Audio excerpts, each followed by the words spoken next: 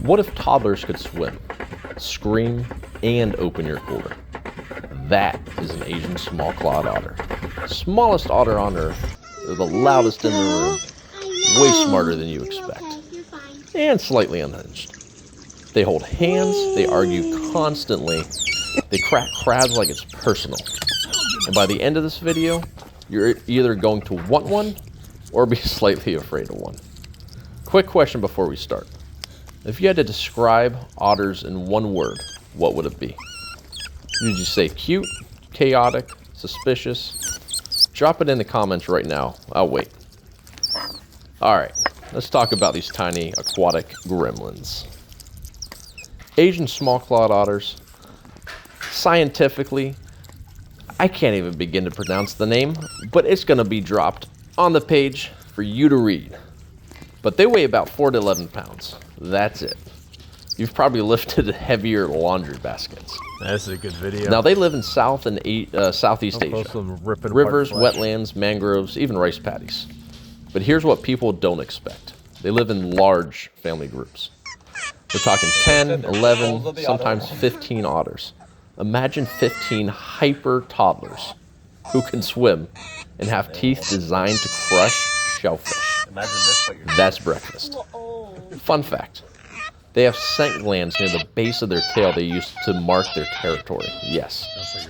They sign documents with their butt. Nature is amazing.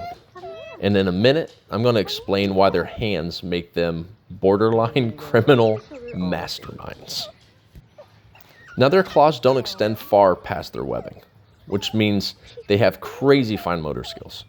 They can grip, twist, manipulate. They hunt mostly by touch. Now picture this. Muddy water, zero visibility, little paw reaches under a rock. Boom! Crab located. They don't even need to see it. Now here's a question for you. Do you think you could find a coin in muddy water faster than an otter could find a crab? Be honest. Fun fact. They've been observed opening containers and solving food puzzles quickly in managed care settings. Give them enrichment and they will figure it out. They're curious, very curious, sometimes too curious. And when they find food, oh, they let everybody know. Asian small-clawed otters are loud. Not, oh, that squeaks pretty cute loud. More like, why is this kettle yelling loud? They chirp, they squeak, scream, chatter, and they whistle. Researchers have documented over a dozen vocalizations, and they use them constantly. It's like living inside a furry podcast that no one asked for. Now, if you've ever heard an otter vocalize in person, describe the sound in 3 words in the comments below. I've heard everything from angry tea kettle to tiny motorcycle. Now, they communicate not just vocally, but with body language.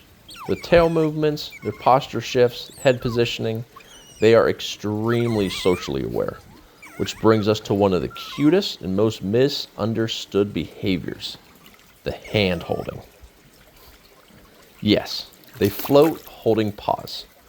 It's not just staged, it keeps them from just drifting apart while resting in water. It strengthens social bonds. They also groom each other constantly. If one is dirty, another will clean it. Family structure usually includes a dominant breeding pair, and older siblings help raise the younger pups. It's cooperative breeding. Fun fact, only one female in the group typically breeds, even if others are capable. Hierarchy matters a lot. Now let's talk about babies, because baby otter swimming lessons, unmatched chaos. Now, baby otters are born blind and fully dependent. They rely on mom's milk at first. Around 7 to 9 weeks, swimming lessons begin. And they don't glide gracefully into the water like an elegant little dolphin. They flail, they paddle wrong, they look offended.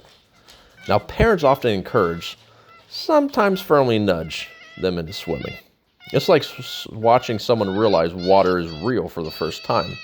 But within weeks, they're fast, agile, confident. Now, would you jump in into the water confidently or panic first? Be honest. Another fun fact, otter pups learn by imitation. They watch adults crack shells and practice with smaller prey, which brings us to seafood destruction.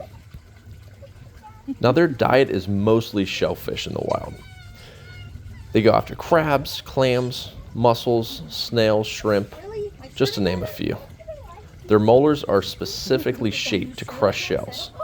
They don't swallow crabs whole, they dismantle them. They're precise. They sometimes rinse food in water before eating. Yes, they wash their food. Some of them have pretty good hygiene compared to some humans. And while they dominate at dinner time, their wild populations are facing real challenges. They do everything. They have Asian small-clawed otters are listed as vulnerable. Some of their threats include habitat destruction, wetland loss, pollution, and of course the illegal pet trade.